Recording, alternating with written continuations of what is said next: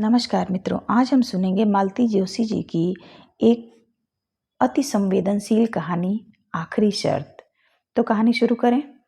दोपहर की चिलचिलाती धूप में दीदी हाँफते हुए घर में दाखिल हुई और छूटते ही बोली, जरा जल्दी से तैयार हो जा, सराफे तक चलना है। इतनी भी क्या जल्दी है, जरा बैठकर अपनी सांस को तो सीधी कर लो, झपताल में चल रही है। चलने दो, अब 2 महीने तक मेरे पास इस मरी सांस के नखरे उठाने का समय नहीं है। अरे इतनी कम मोहलत दी है उन लोगों ने कि मेरा तो सोचकर ही दम निकला जा रहा है। पता नहीं कैसे क्या होगा। अब देखो ना, परसों फलदान है और अब तक दूल्हे की अंगूठी का पता नहीं है। पहेलियां तो मत बुझाओ दीदी। मैंने उनकी मेल ट्रेन को बीच में ही रोक कर पूछा, ये तुम किसकी शादी की बात कर रही हो? लो और सुनो, दीदी ने तुनक कर कहा। मेरे कोई 10-5 लड़कियां हैं। मैं तो अवाक रह गई। बड़ी देर बाद मेरी आवाज़ फूटी, दीदी क्या सचमुच तुम मधु की शादी कर रही हो? क्यों, तुम्हें इतना ताज्जुब क्यों हो रहा है? दीदी ने त्योरी चढ़ाकर पूछा। मधु अब दूध पीती बच्ची तो नहीं रही। इस उम्र में तो मैं मधु की माँ बन गई थी। तभी तो 40 की होते होते सास बनने जा रही हो। खैर, तुम अपनी बात रहने दो। तुम मधु की तरह स्कॉलर नहीं थी, तुम्हारे सामने कोई कैरियर नहीं था। लेकिन जरा अपनी बेटी के बारे में तो सोचो। उसकी प्रीलिम की परीक्षा सिर पर है। इस हंगामे के बीच लड़की क्या खाक पड़ पाएगी? दीदी, तुम्हारी लड़की आईएएस की तैयारी कर रही है। तुमने क्या इसे मामूली बीए एमए की परीक्षा समझ ली है? अरे भाड़ में गया तुम्हारा आईएएस। तुम ही लोगों ने उसका दिमाग खराब किया हुआ है। अरे वाह, तुम्हारी गोल्ड मेडलिस्ट बिटिया की हौसला अफजाई भी गुनाह हो गया। हर साल बेचारी मेरिट लाती है। ऐसी जहीन लड़की आईएएस न बनेगी तो और कौन बनेगा? हम तो बड़ी आशा लगाए थे कि अपने परिवार में से भी कोई कलेक्टर बनेगी, और उस कलेक्टरनी के लिए हम कमिश्नर दूल्हा कहाँ से लाएंगे, यह भी सोचा है? तो क्या सिर्फ इसलिए तुम इतनी ब्रिलियंट लड़की का कैरियर चौपट कर दोगी? यह तो अन्याय है दीदी। अन्याय नहीं, समझदारी है। एक बार कैरियर बन जाने पर क्या ये लड़कियां हाथ आती हैं? तब इनके पर निकल आते हैं। लेकिन दीदी, अब लेक्चर ही झाड़ती रहोगी या उठोगी भी? सारा मूड चौपट कर दिया। यह तो हुआ नहीं कि बधाई ही दे देती, घर भर के बारे में पूछताछ ही कर लेती। बस अपना ज्ञान बघारने बैठ गई। छोटी बहनों का यही तो कर्तव्य होता है। एक मैं ही पागल थी जो धूप में भागी भागी यहाँ आई भाषण सुनने। दीदी के तेवर देखकर मैंने चुपचाप अपना आक्रोश गटक लिया और कपड़े बदलने लग गई। मुश्किल से 10 मिनट लगे होंगे, लेकिन सड़क पर आने के बाद ध्यान आया कि दीदी का पारा अभी तक उतरा नहीं। वैसे उन्हें मनाना ऐसा मुश्किल भी नहीं था। मैंने बस थोड़ी सी उत्सुकता जताकर दूल्हे का पता ठिकाना पूछ लिया और दीदी का सारा गुस्सा उड़नछू हो गया। घंटे भर में वे जैसे इसी अवसर की प्रतीक्षा में थी। एक बार जो शुरू हुई तो बस बोलती ही चली गईं। होने वाले दामाद की पूरी वंशावली मुझे सुना गई। फिर बड़े मनोयोग से उन्होंने यह बताया कि कितनी खोजबीन के बाद यह हीरा उनके हाथ लगा है। मधु ने पूर्व जन्म में बड़े पुण्य किए होंगे, नहीं तो इतनी बड़ी जगह की तो वह कल्पना ही नहीं कर सकते थे। कैसे कैसे धनी मनी लोग रिश्ते की आस लगाए बैठे थे। ढेर सारा दान दहेज हर कहीं से मिल रहा था, पर लड़के ने मधु को देखा और बस सारे फोटो वापस कर दिए। यह दामाद प्रसंग पूरे रास्ते चलता रहा। प्रशंसा के लिए दीदी को जैसे शब्द ही नहीं मिल रहे थे, पर मेरा मन पूरे समय मधु में ही अटका रहा। बेचारी लड़की, भविष्य को लेकर उसने कैसे कैसे सपने बुने थे, सब धरे के धरे रह गए। हम लोगों ने भी तो उसके लिए बड़ी ऊंची कल्पनाएं की थी, पर सब व्यर्थ हो गई। अपनी पुश्तैनी दुकान से दीदी ने हीरे जैसे दामाद के लिए हीरे की अंगूठी खरीदी। एक बड़ी सी चांदी की ट्रे भी खरीदी गई। मधु का सेट तो बनकर तैयार था। उसकी सास के लिए 3 तोले के मंगलसूत्र का ऑर्डर दिया गया। दुकान से उतरते हुए दीदी भेद भरे अंदाज से बोली, सास पिटारा ऐसा भेजूंगी कि देखना आंखें फटी की फटी रह जाएंगी। दीदी उस समय उत्साह की मूर्ति बनी हुई थी। शादी का जैसे उन पर नशा चढ़ गया था। उनका बस चलता तो शायद उस दिन पूरा बाजार ही खरीद लेती। जब पर्स में सिर्फ किराए के लायक पैसे बच रहे, तभी उन्होंने अपनी खरीदारी बंद की। इतनी जोखिम के साथ उन्हें अकेले घर भेजने का साहस नहीं हुआ। मैं भी साथ हो ली। मधु से मिलने का भी मन हो रहा था। घर एकदम सुनसान था। मधु के रहते घर में इतना सन्नाटा आश्चर्य था। 24 घंटे चीखता ट्रांजिस्टर और उसके सुर में सुर मिलाकर गाती मधु। ये तो दीदी के घर के स्थायी प्रतीक थे। मधु घर में नहीं है। अपने कमरे में होगी, दीदी ने बताया और फिर एकदम याचना भरे स्वर में कहने लगी, तेरे हाथ जोड़ती हूँ कुसुम, उसके पास जाकर कुछ ऐसी वैसी बात मत करना, वह पहले ही मुंह फुलाए बैठी है। अब तुम उसके गुस्से को हवा मत देना। अपन साधारण लोग हैं बहन, बहुत ऊंचे सपने देखना हमें शोभा नहीं देता। दीदी, सपने देखने पर तो तुम प्रतिबंध नहीं लगा सकती, बाकी तुम अपने मन की ही कर रही हो। सपनों से जिंदगी नहीं चलती रे, क्या सभी सपने पूरे हो जाते हैं? अब इसी को ले लो, हर साल इतने लोग परीक्षा देते हैं, क्या सभी पास हो जाते हैं? फिर उसी आशा में उम्र बढ़ाने से क्या फ़ायदा? इतना अच्छा रिश्ता रोज़ रोज़ थोड़े ही मिलता है।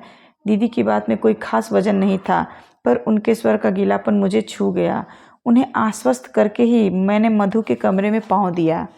अपनी मेज के पास गुमसुम बैठी मधु सूनी आंखों से खिड़की के पार देख रही थी। सामने फ्रांस की राज्य क्रांति का इतिहास खुला पड़ा था, उसके पन्ने हवा में फड़फड़ा रहे थे। हेलो हनी, मैंने उसे बाहों में भरते हुए कहा।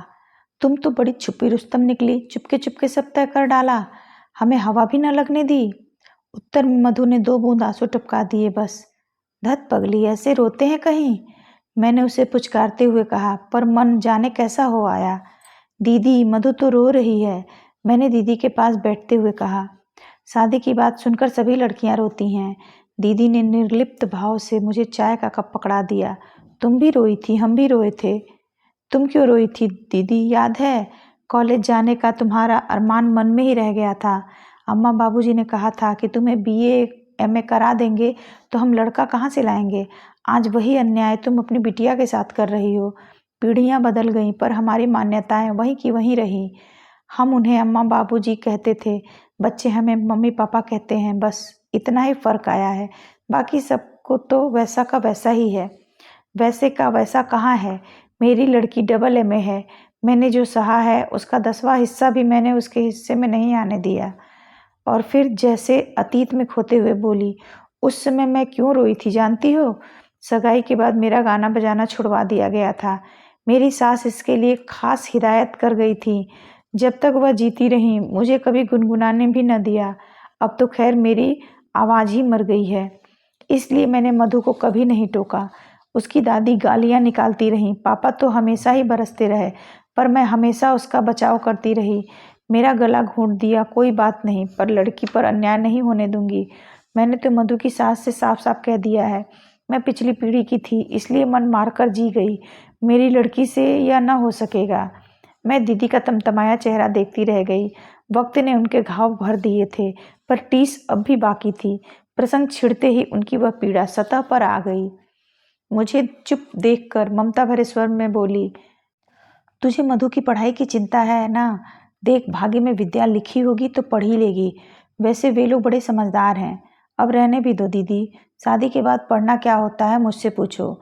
सारा घर जैसे आप पर पहरा देता है, एहसान जताता है, और अगर बदकिस्मती से कहीं फेल हो गए तो बस सारी जिंदगी ताने सुनते ही बीतती है।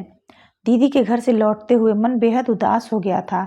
उनकी मौन व्यथा का एकाएक साक्षात्कार हो जाने से मैं चौंक गई थी। अनजाने में ही मेरे भी अपने कुछ घाव हरे हो गए थे, और इन सबके ऊपर था मधु का आंसू भरा भीगा चेहरा, जो किसी तरह आंखों से हटता ही न था। सच, अगर हमें अपने बच्चों के पंख उतरने ही होते हैं तो पहले हम उन्हें आकांक्षाओं का आकाश देते ही क्यों हैं? घर में प्रवेश करते हुए डर रही थी कि सबके मुंह फूले मिलेंगे। पड़ोस से चाबी लेकर घर खोलना न बच्चों को अच्छा लगता है न उनके पापा को। सबके स्वागत में मेरा दरवाजे पर मिलना ही जरूरी है। लेकिन घर में मौसम खुशगवार था, वातावरण से प्रसन्नता की महक आ रही थी। चलते समय दीदी ने जबरदस्ती एक मिठाई का पैकेट पकड़ा दिया था। मिठाई और मधु की शादी की खुशखबरी एक साथ पाकर जनता और भी खुश हो गई। आश्चर्य तो तब हुआ जब श्रीमान जी भी मेरे सामने काजू की बर्फी का डिब्बा खोलकर खड़े हो गए। लो श्रीमती जी, तुम भी हमारी ओर से मुंह मीठा करो, तुम्हारी बिटिया भी झंडे गाड़ कर आई है। अच्छा? मैंने खुशी से डगमगाते हुए पूछा, क्या हुआ?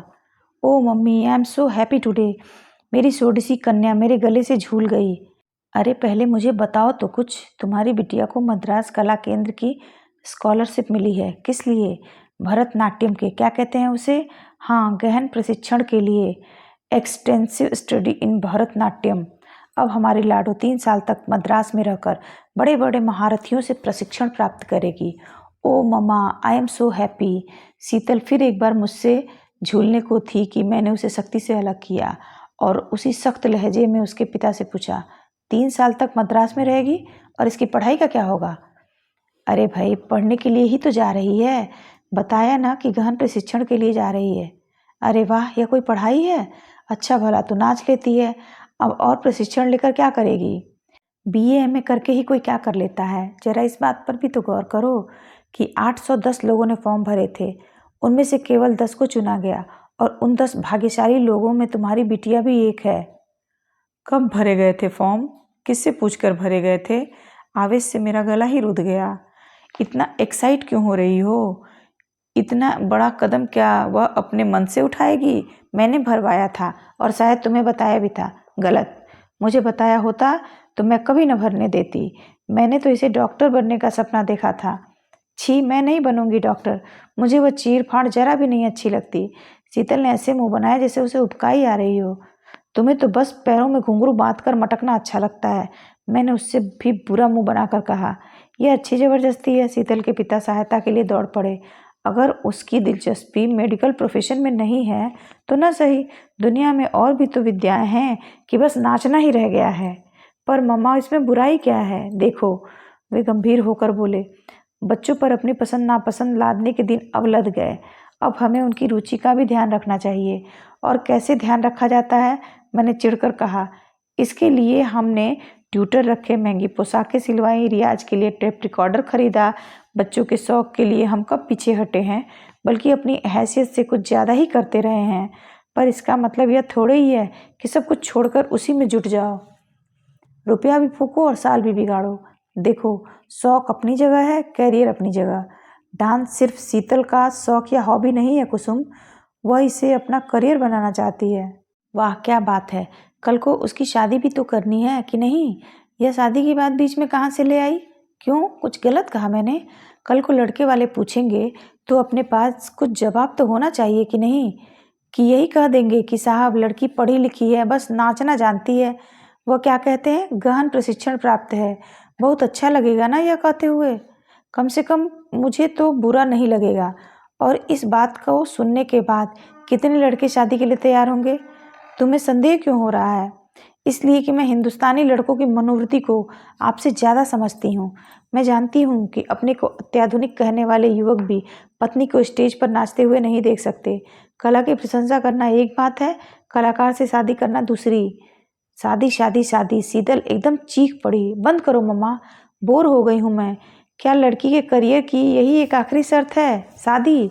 ओ गॉड, हाँ, यही आखिरी शर्त और अनिवार्य शर्त है, मैंने कहा और दोनों हाथों से अपना चेहरा ढांप लिया। मेरी प्रगतिशीलता का नकाब किसी ने फाड़ कर फेंक दिया और मुझे अब अपने चेहरे पर शर्म आ रही थी। आप सुन रहे थे मालती जोशी जी की कहानी आखिरी शर्त। आपको कहानी कैसी लगी? कमेंट बॉक्स में ज़रूर लिखें। अगर आपको कहानी अच्छी लगी है तो मेरे चैनल को सब्सक्राइब कीजिए, वीडियो को लाइक और शेयर ज़रूर कीजिए। मिलते हैं एक नई कहानी के साथ, तब तक आपका दिन शुभ और रात्रि मंगलमय हो। धन्यवाद।